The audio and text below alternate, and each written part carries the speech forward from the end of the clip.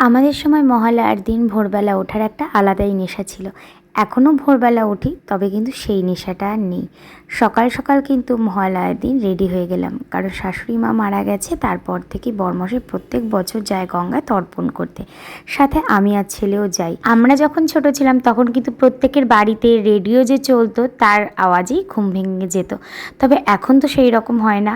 কারোর বাড়িতে গিয়ে কান পাতলেও কিন্তু মহালয়ার একটু শব্দও তুমি পাবে না। হ্যাঁ, তবে কিছু কিছু বাড়িতে ব্যতিক্রম তো অবশ্যই আছে। সকাল সকাল গঙ্গার কাজ মিটিয়ে সোজা চলে এলাম বাড়িতে। আর বাড়িতে এসে কিন্তু ড্রেস চেঞ্জ করে তারপরে বসে পড়লাম ছেলেকে নিয়ে মহালয়া দেখতে।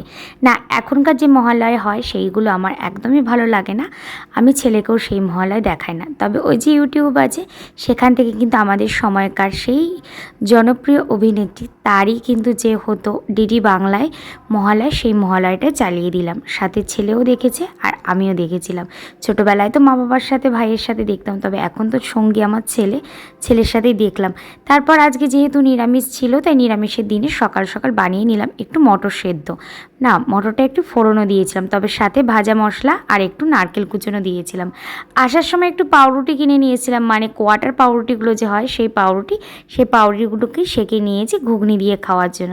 তাহলে চলো আজকের মতো ব্লগটা এখানে শেষ করছি। দেখা হচ্ছে আবার নতুন কোনো ব্লগে। টাটা।